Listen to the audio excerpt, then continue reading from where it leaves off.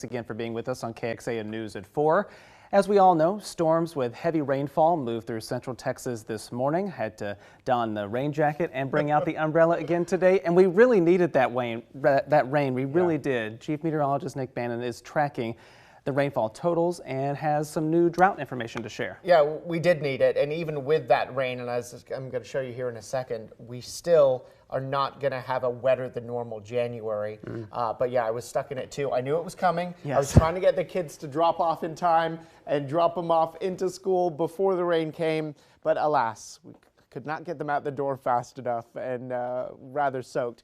This is how much rain we've had so far this month. Today's total of 3/4 of an inch unofficial does not include all the rain of today. We'll get that full update here within the next hour. It includes most of the rain though. You can see our wettest day up until today was January 9th. So we've had rain a little bit, but we're still going to be ending the month below normal for rain. And you can see why. Today, 3/4 of an inch roughly. This month then, less than 2 inches. Normal, and of course we've only got a few days left in January, is a little over 2.5 inches. So a rainfall deficit, and we're not going to add any additional rain here for the rest of the month. There were some areas, especially the areas that feed our lakes and our water supply, that got much more rain than we got in Austin though over the last 24 hours. Lake Bannin at Cedar Point, one of the highest rainfall totals there with more than 2.5 inches. Lomita, more than 2. Spicewood, 5 miles west-northwest, almost 1.5 inches there.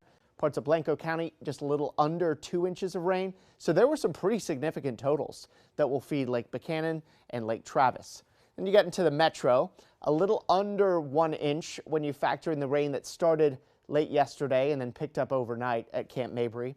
At the airport, less than 3/4 of an inch of rain, but we still had some 1 inch plus totals in parts of the metro.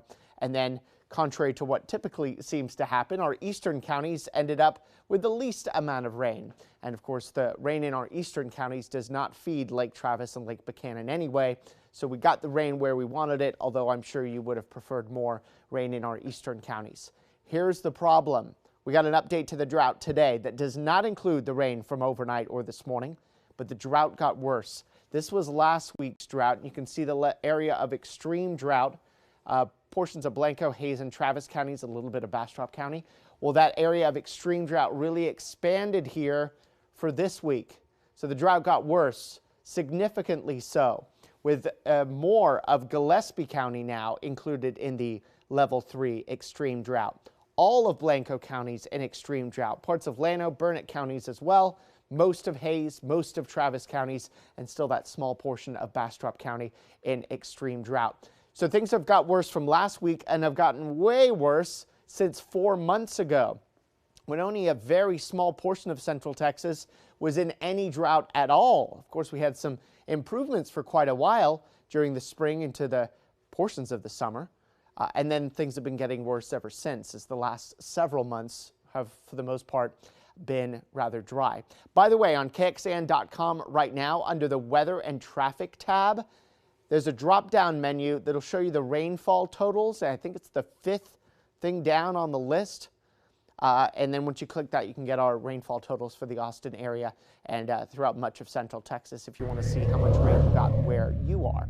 Of course, we're done with rain now. We think we're done with rain for the most part for about a week, at least significant rainfall. This is how it looks at the Highland Furniture and River City Grill camera in Marble Falls, where we're getting a lot of mid-level and high clouds streaming in from the south and west. You can really see this conveyor belt of high clouds and mid clouds coming right into central Texas. These will slowly be working east through the night, but it's going to mean that the next few hours at least will not feature much sun, little breaks of blue here and there. Those clouds will pull away. There's the area of low pressure that we've been watching spinning for some time now over the southwestern U.S. at one point. Now it's well to our north, but the heavy rain that came through this morning is now off to the east, where there's some flash flood concerns for parts of the area. For us, the rain goes away, and we're not going to see it here for some time. The clouds will follow, not clearing until about 9 or 10 o'clock, though, and even at 10, there's still going to be some clouds in our eastern counties, but the clearing will continue overnight. That's going to set us up for a lovely Friday. Full sunshine. We think barely a cloud in the sky here tomorrow. It's going to make for a pleasant day. Highs up near 70. And then we go into your Saturday morning. Clear skies at night. Going to set us up for some cool mornings the next few mornings. But some very nice afternoons with full sunshine and temperatures back into the 70s. So tonight, eventually clearing. Overnight lows of 48 in Austin. We do expect widespread 40s, not expecting any 30s at this point, but there may be a few spots in the hill country that get a little close to that tomorrow morning.